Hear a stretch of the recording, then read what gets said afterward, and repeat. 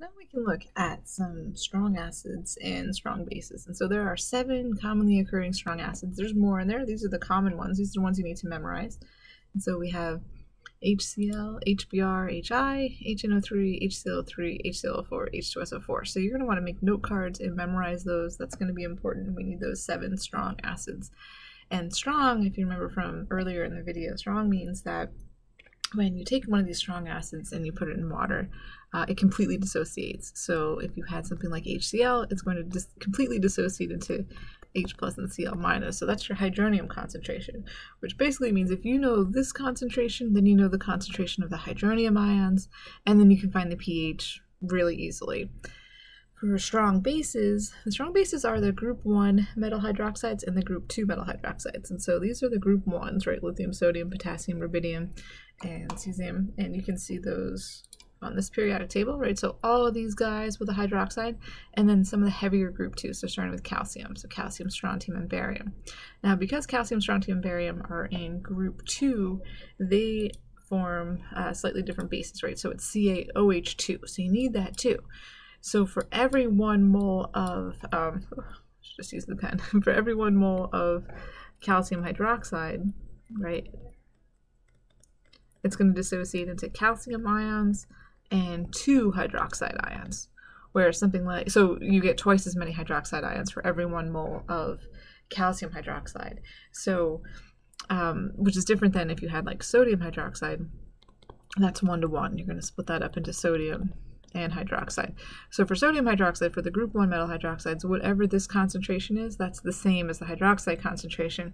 For calcium hydroxide, calcium, strontium, and barium, you get twice as much hydroxide. So you need to take that into consideration. You're going to get twice as much hydroxide for every 1 mole. So if this was 1 mole, you get 2 moles of hydroxide ions. So we'll see how that factors in a minute. So, and the point of this is that if they're strong, you can figure out the hydronium hydroxide concentrations really easily. And if you know those, you can find the pH and the pOH. So that's what we're going to do in this next section. They give us 0.04 molar HClO4. This is a strong acid. And so because it's a strong acid, we know that that strong acid concentration is the same as the hydronium concentration. And so if you want to find the pH, we just have so our HClO4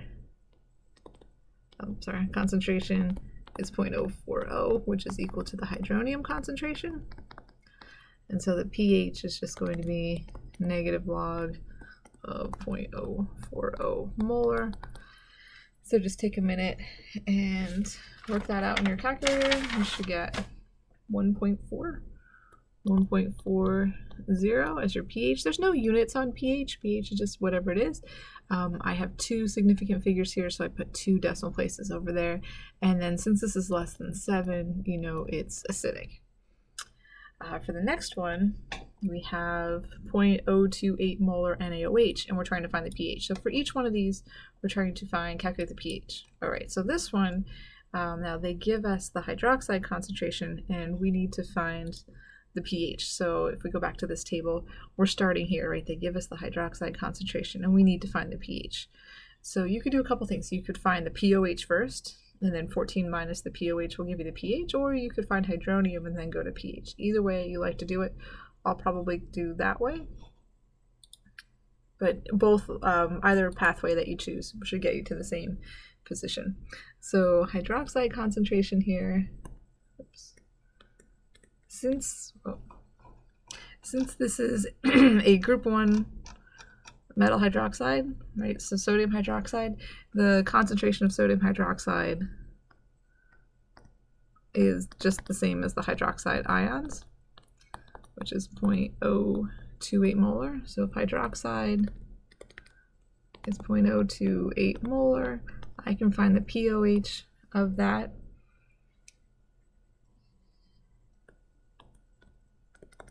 Is negative log of the 0.028 gives me a 1.55, and then I want to find the pH. So pH is pOH plus pH is 14, so 14 minus the 1.55 gives me my pH. So 14 minus 1.55 is 12.45, and when you look at that, that is definitely basic, which is what we have here. We have a base.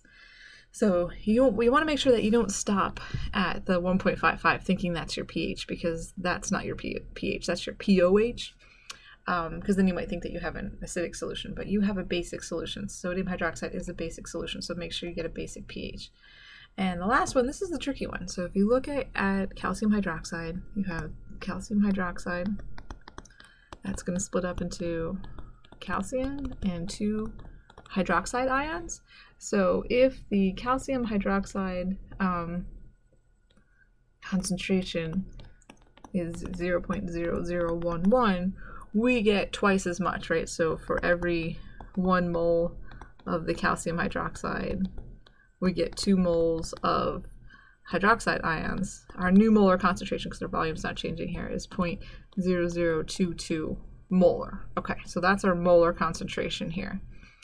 Because remember, molar is just moles over liters here. So if this works for moles, it should work for molar. So we have, that's what our concentration of hydroxide ions is going to be. So hydroxide ions, you have to be careful with those group 2s, and you're going to forget that, and you're going to make a mistake when you do your homework, and then you'll remember. It'll probably be on a quiz, and then you'll remember again for the test. So that's our molar concentration. So we're trying to find pH, so we can find the POH, and then we can find the pH from that. So POH is just negative log of this. POH is 2.66. And then to find the pH, we just want 14 minus that. Minus the 2.66 gives us 11.34, and that's definitely basic as well.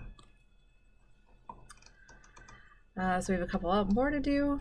A sample of freshly pressed apple juice has a POH of this. Try to find the H+. So if you go back over to our chart here, we're starting with a POH and we want to get to hydronium. So you can go from POH to pH and then pH to hydronium. So that's probably the pathway you could also go the other way. So I would say find pH first. And my pH, where am I? Here I am. My pH is going to be 14 minus 10.24, which is what, 3.76. And I know that the hydronium or H+ concentration is just 10 to the negative pH. So we get 10 to the negative,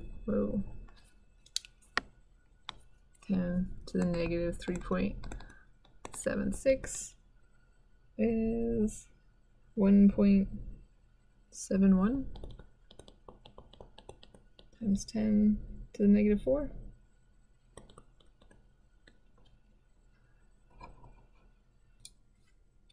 Sorry, that was a 4. I couldn't read my notes there.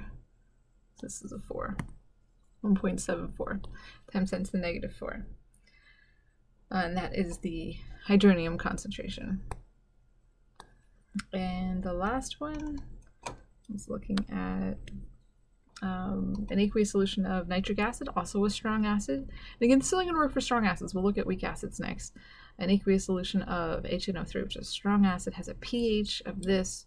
What's the concentration of the acid? So if you know pH, you know hydronium. If you know hydronium, you know the nitric acid concentration. So first I'm going to find hydronium. Hydronium is just 10 to the negative pH. So that's 10 to the negative 2.34, which gives us 4.6 times 10 to the negative 3. That equals hydronium. And since it's a strong acid, the strong acid concentration is the same as the hydronium concentration. So this is just equal to our strong acid concentration. So we're all set.